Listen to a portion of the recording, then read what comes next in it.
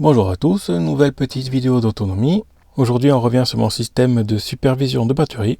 Et ce qui m'a permis de tester la faisabilité, c'est ces éléments-là. Donc un Arduino Mega avec un fil Ethernet pour avoir la liaison sur Internet. Et puis un MCP 2515 qui permet d'avoir un bus CAN, voilà. Le tout était connecté par des câbles un peu à l'arrache. Et puis voilà quoi, c'était pour tester, ça fonctionne bien. Maintenant, on passe à quelque chose d'un peu plus sérieux. Et le système, il est ici. On a donc toujours sur le même principe un Arduino Mega avec une partie Ethernet et puis la petite carte électronique. Elle a deux entrées qui sont là, optocouplées et qui vont dans l'entrée des liaisons série de l'Arduino. Ça permet d'avoir du matériel VE direct, donc typiquement les régulateurs Victron ou le BMW 700 par exemple, qui ont un port VE direct là, qui peuvent se brancher ici. Il y a au milieu une prise ici, qui est une prise de sortie sur un bus RS485, donc un driver de ligne, qui permet de piloter typiquement ces cartes-là. Donc ça, ce sont des cartes relais qui se commandent donc par liaison RS485, ce qui permet en fait de limiter le nombre de fils. C'est-à-dire qu'elle a besoin d'une alimentation, donc deux fils pour l'alimentation, et puis A et B pour la liaison RS. Donc viendra se brancher ici. Chaque carte a ses propres adresses, ce qui permet en fait de piloter plein de petites cartes comme ça en parallèle. Et ça, ce sera typiquement pour tout ce qui est éclairage, arrosage, tout ce qui a besoin d'être allumé ou éteint à distance. Ensuite, on a deux autres entrées qui sont là, elles aussi optocouplées, mais inversées, par ces petits transistors-là. Ça permet de pouvoir lire les informations téléinfo. Donc téléinfo, en fait, pour ceux qui ne savent pas, ce sont les informations qui sortent de ces compteurs-là. Le Linky a été pas mal vendu comme étant un outil intéressant pour pouvoir surveiller sa consommation. Mais en fait, il faut savoir que les anciens compteurs peuvent aussi très bien le faire. Ce genre d'un compteur-là possède deux bornes ici, ce qu'on appelle téléinfo, qui crache en permanence à 1 Hz toutes les informations contenues dans le compteur. Ce qui permet donc, par un petit bricolage, de récupérer ces infos et puis de les exploiter ensuite. Et il y aurait aussi la possibilité de récupérer les informations de ces autres régulateurs, là, EPEVER, qui ont aussi des liaisons communication là. Donc grosso modo, les deux premiers ports, ce seront des liaisons VE direct pour le BMW 700 puis ce régulateur. Et les autres ports ici seront pour lire les informations des compteurs ici, qui seront branchés en sortie d'onduleur. Et le connecteur du milieu servira à dialoguer avec les cartes relais qui permettront de piloter toutes sortes de charges. Sans oublier ici, en dessous, le petit bornier pour pouvoir brancher le bus CAN des batteries Pilontech. D'un point de vue électronique, c'est donc très simple, hein, j'utilise juste des composants qui sont déjà faits pour ça. Et puis juste souder, voilà, donc ça c'est ma méthode pour faire mes platines électroniques. Tout à la soudure directement, sans fil, hein, les ponts je les fais en surface avec des pattes de composants coupés. Et voilà, chacun sa méthode, moi je fais comme ça, certains soudent juste des petits bouts de fil, tout ça, moi je fais tout à l'étain directement. Et après cette petite explication rapide, direction le terrain pour vous montrer ce que ça donne. Alors voici le système installé. Donc histoire de vous montrer globalement comment c'est, on a nos batteries plombs qui sont là. Elles sont des éléments de volt qui sont branchés en série avec le câble positif là-bas au fond qui va au fusible ANL là, au coupe-circuit et puis au circuit de distribution. Donc voilà, le câble négatif est ici. Il vient sur la partie capteur de BMW 700. En fait, c'est la partie qui va mesurer l'intensité par ici ces grosses causes. Donc ça, c'est l'équivalent d'une grosse résistance de faible valeur pour mesurer le courant qui entre dans la batterie ou qui sort. Et puis avec ce petit câble rouge en plus, là qui lui mesure la tension. Toutes ces informations sont disponibles en analogique sur ce cordon-là. Bon, c'est pas une vidéo dédiée pour ça, donc je vais pas m'attarder. Mais les informations arrivent ici derrière le BMW 700, hein, qui est donc le gestionnaire de batterie. La partie écran est derrière cette partie-là, hein, donc là on est en fait derrière l'écran. Et puis le câble VE direct, c'est celui-là. Donc lui il fait ses mesures, il les affiche à l'écran et il les met en disponibilité ici sur ce bus VE direct. Donc là j'ai le câble VE direct hein, qui vient simplement se brancher ici. Le cordon est là. Il arrive ensuite ici, donc sur la première entrée de la platine là, qui passe par l'optocoupleur et puis ensuite dans l'Arduino. Ensuite, on a les batteries Pilontech. Les batteries Pilontech, elles sont ici. Elles sont toutes branchées donc en parallèle avec les câbles de data et puis le câble, le bus CAN ici. Donc elles sont allumées, hein, on peut voir qu'elles clignotent ici de temps en temps. Voilà, et là j'ai mis une petite tablette que j'ai mis en Wi-Fi. Parce que de toute façon j'ai qu'un seul abonnement, donc voilà. Le bloc d'alim devant il sert juste à tenir la tablette et j'en parlerai dans une autre vidéo parce que ça servira pour les batteries Pylon-Tech aussi. Donc là on peut voir qu'on a les batteries plomb, donc du BMW 700 et puis la batterie lithium, ce sont celles-là. Si je débranche ce bus scan là, on va voir qu'au bout de quelques secondes il va détecter qu'il n'y a plus de batterie et il va passer les batteries en gris. Voilà. Donc ça veut dire qu'en fait il a bien détecté qu'il n'y avait plus la batterie. Si je rebranche le bus scan ici, au bout de quelques secondes, pareil, il va repasser en vert. Avec les données de la batterie. Donc ce que je n'ai pas expliqué précédemment, c'est qu'en plus de lire les infos, le système envoie une commande aux batteries pour leur dire de ne pas s'éteindre, hein, pour simuler en fait comme si elles étaient branchées à un onduleur hybride. Il y a une trame envoyée spécifique chaque seconde pour les maintenir réveillées en fait. Comme ça, elles ne s'éteignent pas. Voilà, donc ça c'est juste une tablette que j'ai mis là, juste pour cette partie ici. Ensuite, ici on se retrouve avec les deux systèmes. Donc le premier téléphone à gauche ici est en Wi-Fi uniquement, et celui de gauche est en Wi-Fi, je vous montre ça là. Voilà. Celui de droite est en H+. Parce qu'on capte vraiment très mal dans la maison, donc c'est pas génial. Mais ça fonctionne. Donc le bus scan que je viens de montrer, je fais ça vite fait, mais voilà, il est là, hein. Le cordon est ici. Il vient sur la partie MCP là. Donc tout ça c'est sur la platine, c'est traité par l'Arduino. En plus de ça, il y a le compteur.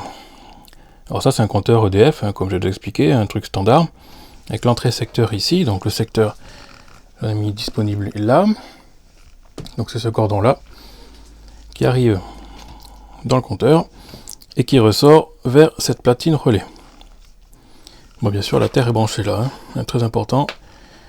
De toute façon vous amusez pas à trifouiller les fils comme ça, c'est dangereux.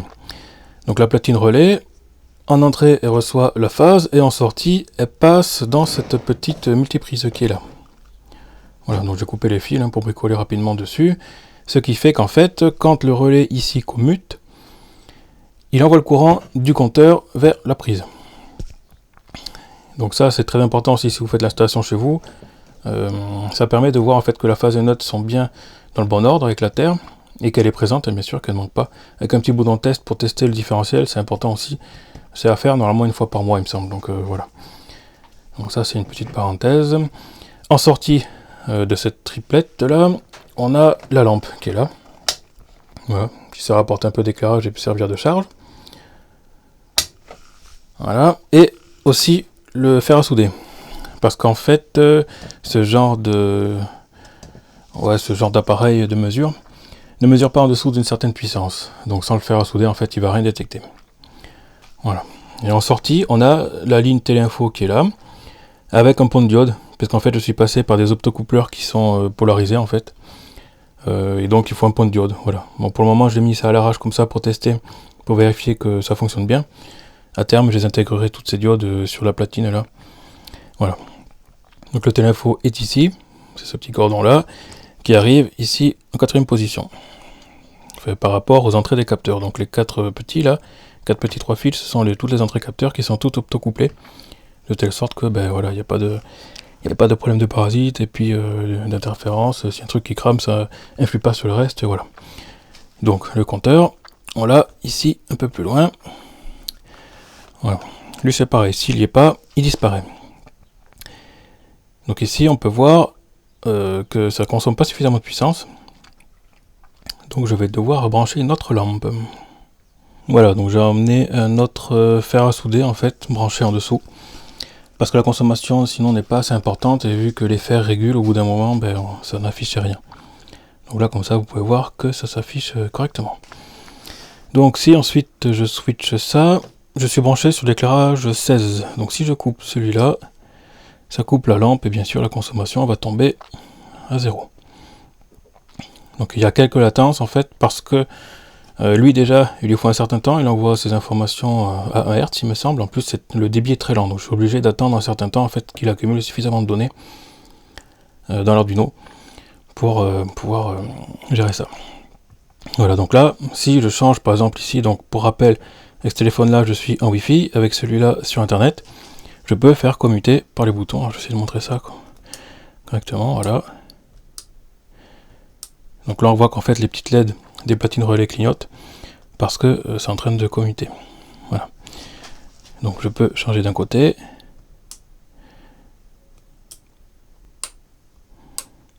On voit que si je change d'un côté, ça commute les relais et puis ça change aussi sur l'autre téléphone qui est lui donc sur internet et lui en Wi-Fi. Et pareil bien sûr si je change celui-ci, celui qui est sur internet, ça change aussi bien les données qui sont en Wi-Fi et puis en local. Donc je peux rallumer la lumière ici et puis couper avec celui-là. Voilà. Donc ça fonctionne nickel. Je suis content, j'ai bien avancé. Voilà. Donc pour rappel vite fait, les données du BMW 700 qui mesurent les batteries plomb, elles rentrent dans celui-là. Les batteries lithium, donc le Pilantec, par le Buscan, il arrive ici. Le signal est inversé pour les données du téléinfo. Donc ça c'est le troisième système en connecté dessus. Les données sont inversées par des transistors là, parce qu'en fait le signal est inversé par rapport, mais bon ça voilà, ça ce sera dans d'autres vidéos, je pense, c'est un peu spécifique. Donc le tout est optocouplé pour l'isolation galvanique. Et puis la platine relais qui est là, elle c'est du RS485, donc il y a son petit driver qui est là, pour envoyer les informations à ces platines là. Donc ce connecteur-ci, il envoie platine, chaque platine a sa propre adresse, et donc ça permet de multiplexer le nombre de platines comme ça en utilisant seulement que 2 fils de données, et puis 2 fils d'alimentation qui est là, quoi. Donc ça c'est alimenté en 12 volts par cette petite alim qui est là. L'Arduino étant alimenté en 9 volts par celle-là. Voilà. Bon, bien sûr à terme ce sera tout dans un boîtier avec sa propre alimentation, tout nickel bien sûr. Mais pour le moment, voilà, pour les essais en fait on va dire. Et puis cette vidéo, on va faire comme ça. Donc là on a donc la partie éclairage. On peut tourner, bon la partie régulateur j'ai rien mis pour le moment dedans. Donc ça c'est la partie compteur. Voilà. La partie arrosage. Alors là, on peut soit allumer la pompe. Alors je vais mettre le même aussi de l'autre côté. Hop, pas évident. Ouais. Voilà. Là, donc je peux allumer la pompe toute seule. Donc là ça allume le relais correspondant. Et on peut bien sûr l'éteindre. On peut aussi allumer une électrovanne. Et là on voit que si on allume une électrovanne, ça allume aussi la pompe. Bah oui, parce qu'en fait on peut pas juste allumer une électrovanne, si la pompe est éteinte, ça marchera pas. Donc allumer une électrovanne, n'importe laquelle, fera allumer la pompe. On peut allumer l'électrovanne la 8, la 10, recouper la 8, et dès qu'on coupe la 10, ça coupe la pompe. Et on peut bien sûr allumer la pompe toute seule, puisqu'on peut arroser à la main si on veut. Voilà, bien sûr si on allume la pompe, qu'on allume une électrovanne, la pompe reste allumée, si on coupe l'électrovanne, la pompe reste toujours allumée, puisqu'on l'aura allumée manuellement. Voilà. Donc ça permet, si on allume une électrovanne manuellement, ça allume automatiquement la pompe, puisque il y en a besoin, quoi. Dans cette installation-là, dans une installation d'arrosage classique, dans celle que je prépare en parallèle, ce ne sera pas tout à fait le même système. Mais voilà, ça j'expliquerai ça dans d'autres vidéos, je suis encore dessus, mais ça prend beaucoup de temps.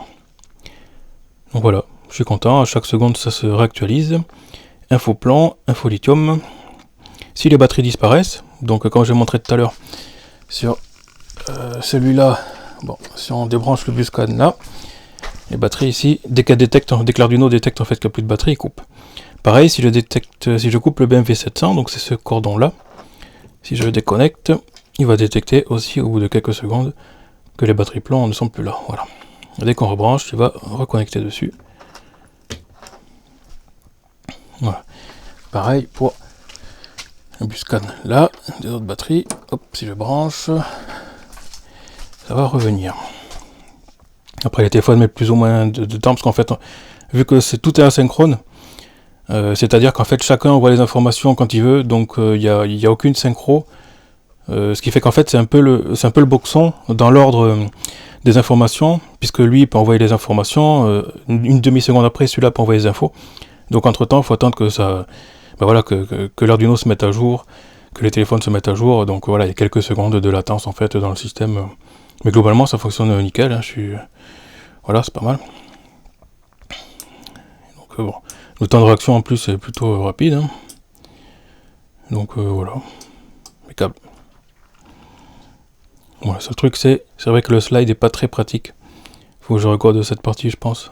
Mais bon après ça c'est que l'IHM, pareil les couleurs ça va sûrement changer. Parce que bon bah, je fais ça comme ça. Voilà, lui c'est pareil, si on le débranche, il va couper. Donc lui le téléphone c'est celui-là. Si je débranche, ça disparaît. Bon pour l'électrovanne c'est les platines relais donc elles ne vont pas disparaître puisqu'elles sont connectées dessus. Mais voilà, globalement c'est pas mal. Donc voilà, je termine cette vidéo par un petit plan et puis quelques explications complémentaires. Et bien sûr, vous l'aurez compris, je suis plutôt content du résultat. J'ai réussi pour le moment à intégrer toutes les fonctions que je voulais, mais il en manque encore. Typiquement, je vais rajouter prochainement la sauvegarde sur carte micro SD, ce qui permettra d'avoir des graphes, tout ça, sur un long terme.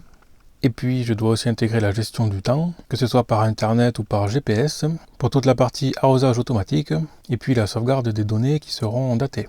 Il y aura probablement d'autres ajouts au fil du temps, mais pour le moment, c'est fini. Ce sera d'ailleurs la dernière vidéo sur le sujet, puisqu'on s'éloigne un peu de la partie autonomie, car là, cela englobe pas mal de fonctions. Du coup, je laisse tomber ces vidéos. Mais par contre, cela me permet de créer une nouvelle rubrique sur ma chaîne, qui sera consacrée à la domotique. Puisque là, c'est typiquement de la domotique. Et dans ces vidéos-là, j'expliquerai tout le système en détail, chaque fonction, chaque élément, tout sera parfaitement décrit. Par contre, il va falloir encore être patient, parce que je sais que certains sont pressés de copier mon code, mais pour le mettre en ligne, comme j'ai déjà expliqué, je souhaite que ce soit nickel, et ça va pas se faire en claquant des doigts. Sans oublier que c'est pas hyper motivant de faire ces vidéos, ça me prend beaucoup de temps, et puis ça me rapporte rien, hein, clairement. Puisque contrairement à la plupart des autonomistes, mes vidéos ne sont pas monétisées. Du coup j'aime bien faire les vidéos, mais je vais quand même prendre du temps pour les faire. Et ne pas me précipiter parce qu'on me les demande. Et bien sûr, si mes vidéos vous plaisent, n'hésitez pas à vous abonner et à mettre la cloche de notification pour recevoir un message lorsque j'en publierai. Et si vous le sentez, mettez un petit like et puis un commentaire, ça fait toujours plaisir. Merci à vous et à bientôt. Voilà pour cette petite vidéo. À plus.